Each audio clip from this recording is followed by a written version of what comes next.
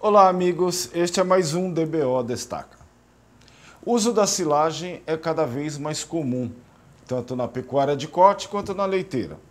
Mas será que todos os pecuaristas estão utilizando esse recurso da melhor forma? Para nos instruir mais um pouco sobre o assunto, nossa convidada de hoje é a doutora em agronomia Sueide de Oliveira Braguin, inteligência de mercado agro da Nortene, uma empresa especializada em produtos para essa finalidade. Seja muito bem-vinda, Sueide. Primeiramente, agradeço o convite de vocês. Vamos conversar um pouquinho aí sobre a silagem e as lonas de silagem. O uso da silagem na bovinocultura de corte ainda está em expansão? Sim. Esse mercado ele cresce muito porque, na verdade, a pecuária está passando por uma mudança muito grande, né? A gente vê um aumento considerável em confinamentos, por exemplo, e a principal forma de fornecimento de alimento para os animais nesse mundo é a silagem, né?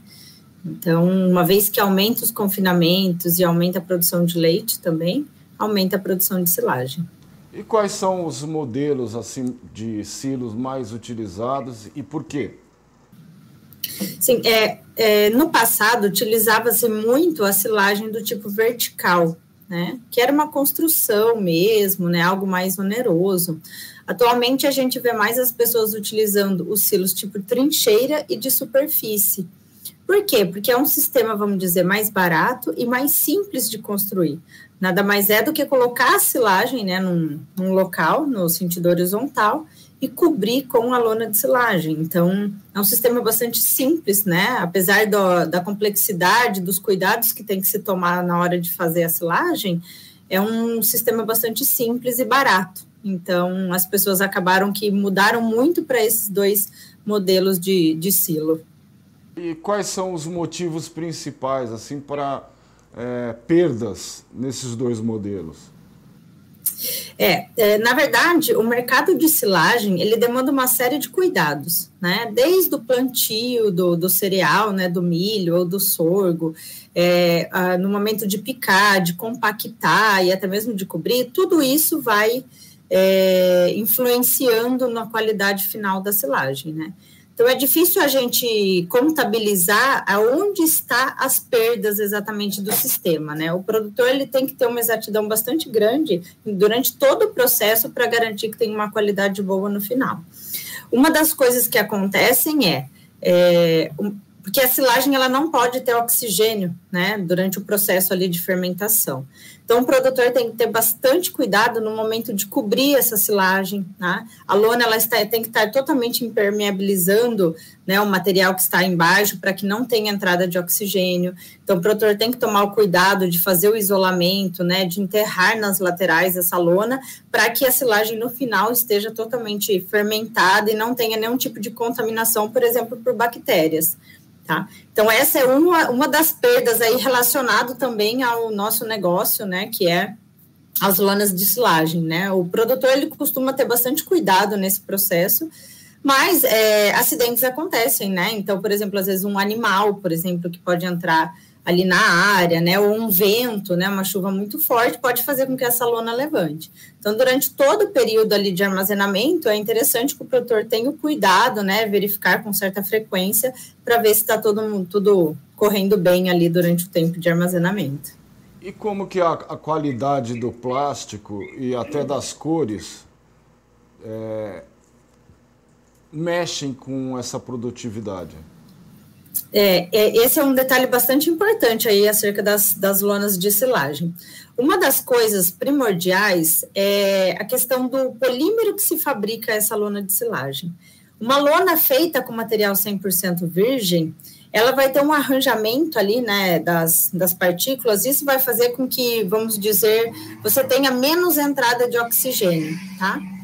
A garantia dessa lona vai ser maior também. Então, você tem uma lona, vamos dizer, mais estável, que diminui a chance, por exemplo, de um rasgo, tá? Ou de qualquer dano ali durante o processo. Outra coisa que é importante também é com relação à qualidade dessa lona, né?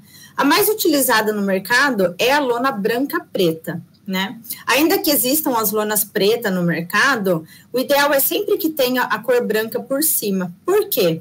O preto, ele tem que estar presente, né? Mesmo na lona branca, o preto tem que estar por baixo, porque é o preto que impede a passagem de luz. É o preto que vai barrar a entrada de luz. E não é interessante que passe luz, porque essa luz vai esquentar, né, o material que está ali, ele acaba, né, ocorrendo, por exemplo, o processo de contaminação e uma fermentação. Segundo, é que a cor branca, ela ajuda a refletir um pouco daquele calor. Porque, como eu falei, quando você aumenta muito a temperatura, pode haver algumas contaminações indesejáveis ali durante o processo de fermentação. Então, o ideal é sempre aquela branca preta. Existe também as lonas prata preto, né? Mas o branco é o que vai dar um resultado melhor ali durante a fermentação, tá? Essa lona com essa qualidade, ela é mais cara? Não. Inclusive, tem um estudo que foi feito por um pesquisador que mostra que a lona de silagem, ela custa apenas 4% de todo o processo, né? Considerando desde o plantio do cereal, né? Todo o processo de compactação, para fabricar mesmo realmente o silo. Então, 4% é um custo muito barato, né? Comparado com o valor total. Então, se tem um produto que o produtor não deve economizar, é na lona de silagem, porque é ela que vai garantir que você tenha uma barreira contra a passagem de oxigênio ali, tá? Então, esse preço é bem baixo comparado com todo o processo. O produtor não deve se preocupar com esse insumo na hora de fazer a silagem. E a qualificação das pessoas que instalam esses silos, no que diz respeito ao conhecimento do manejo, do saber fazer, né? Da minha experiência em campo, normalmente o produtor destina os próprios funcionários dele para fazer o recobrimento. Uma coisa que é interessante, né, respondendo a sua pergunta, normalmente o produtor está sempre junto ali no momento de fazer a cobertura do silo. Por quê? O processo, né, os funcionários vão trazendo, né, o caminhão e descarregando aquele cereal, né, e já compactando. E no momento de fazer a cobertura, né, quando vai chegando no final ali, aí é a hora que o produtor normalmente chega para verificar se tudo está sendo feito corretamente. Porque o processo, como ele acontece, né, inclusive adiantando, falando um pouquinho da nossa lona de caixa, né, a nossa box HP, ela vem em caixas, né, ela vem dobrada, então o produtor vai abrir a caixa, vai esticar em todo o silo a lona, né, fazer o corte, no caso dessa de caixa que ela vem em tubo, né? Então faz o corte, abre essa lona no silo e daí começa o processo de enterrio nas laterais. Então isso é os funcionários realmente que fazem esse processo de enterrio, né? Ou coloca algum suporte para fazer um peso por cima para evitar que essa lona voe, por exemplo, com um vento muito forte. E o produtor fica ali participando desse processo, né, ou até mesmo fazendo as recomendações. Normalmente é dessa forma que acontece. Uma preocupação que vem ganhando força quanto à sustentabilidade é a deposição de microplásticos na natureza. A Nortene tem algum estudo sobre o assunto? Nós iniciamos recentemente um processo, né, estamos estudando, né, por exemplo, um processo de logística reversa para reutilizar, por exemplo, essas lonas em outros processos, né, no caso, por exemplo, de uma reciclagem. O que acontece é que tem muitos produtores hoje que reutilizam essa lona para outras finalidades.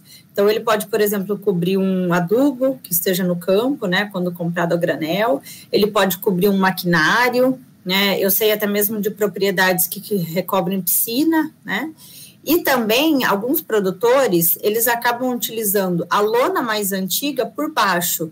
Então, no momento de fazer um outro silo, ele coloca a sua lona, né, antiga por baixo, e daí vem com uma lona nova por cima, porque daí ele forma uma barreira dupla para garantir, né, que não ocorra entrada de oxigênio para dentro do silo.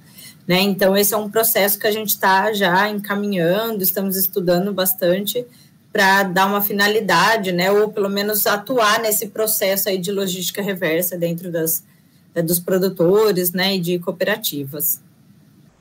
Muito obrigado pela sua presença e as suas instruções.